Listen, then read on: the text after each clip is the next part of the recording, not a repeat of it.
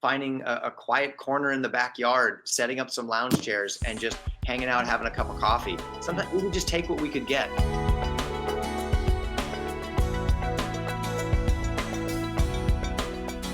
It's something you have to be intentional about as a husband and a wife, Mm-hmm. because it's easy to kind of get into that rut of, well, they're just there, we do life together. And yes, you do, but you have to be very intentional about that.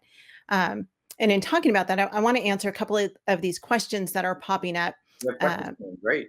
Yeah, I see one from Sherry, and she says, and so this one's going to make you have to think back several years, because I know you talked about putting a sign on the door. It says, unless you're bleeding, don't come in.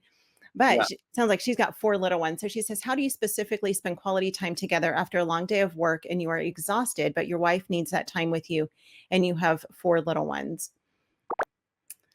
Yeah, well, I would say bedtime. I don't know how old your kids are, but a couple of things that we did was, my job doesn't have me at an office all day, so my schedule is kind of wonky all over the place. But I know one of the things that my wife always tried to do as much as possible, and it wasn't always possible, but we had read a book called How to Solve Your Child's Sleep Problem, because really, if it's really how to solve a parent's sleep problem. If the kids aren't sleeping, we're not sleeping, and then the whole day is impossible. So we made sure our kids were sleeping as much as possible during the night, and then during the day we had a time where everybody took a nap simultaneously. It was like mom and dad are taking a nap, or mom's taking a nap. I wasn't always there. And the kids are taking a nap. And even if they weren't sleeping, it was feet up off the ground, horizontal, reading a book or whatever. And sometimes that would be the time that we could spend together. Now, I understand if your husband's at work, that's not possible, but we would have bedtime. And it was 8 o'clock, it was 8 o'clock. And it was like nothing got in the way of that, because I knew we would be zonked out by 9 o'clock. And so we needed that last hour at the end of the day. And I think it's just about prioritizing it. I knew that it was important to my wife, and frankly, quality time, that's my love language, is quality time. And so I looked forward to it at the end of the day, spending time with my wife.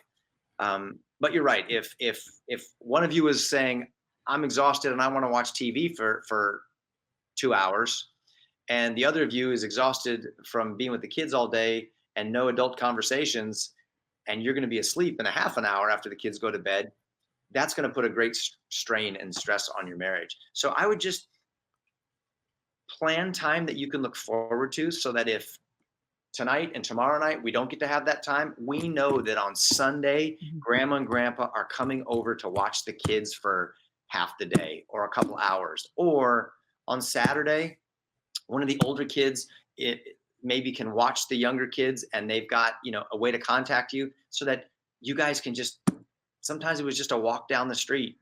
Sometimes it was just, finding a quiet corner in the backyard, setting up some lounge chairs and just hanging out, having a cup of coffee. Sometimes we would just take what we could get when they were little. And remember, they grow up like that. Yeah. Pretty soon, they're going to be gone. They're going to be out the door. And you're going to, like me, I'm wishing I had those little years again. I know it was exhausting, but this too will pass. And so I would say, find as much joy as you can in the crazy, in the chaos, in the nuttiness, and then plan time with your husband where you guys can spend time together. And hopefully he's as committed to making that a priority as you are. Yeah. And if he's not, pray about it. That's right. God answers. Yeah. And I like that you said, because I was thinking about that too, that it's a season, and it might feel like it's going on forever, but it's not going to go on forever. It is a season. And, before you know it, they're going to be grown up, at least old enough, to not be at your ankles. So, right. And as they get older, they can begin to, they can be your little ambassadors. So the older ones can begin to watch the younger ones and help with that. Homeschool Insights is sponsored by CTC Math. If you're looking for a great online math program, visit ctcmath.com and try it for free. For more great homeschool inspiration and resources, listen to the Schoolhouse Rocked podcast every Monday, Wednesday, and Thursday.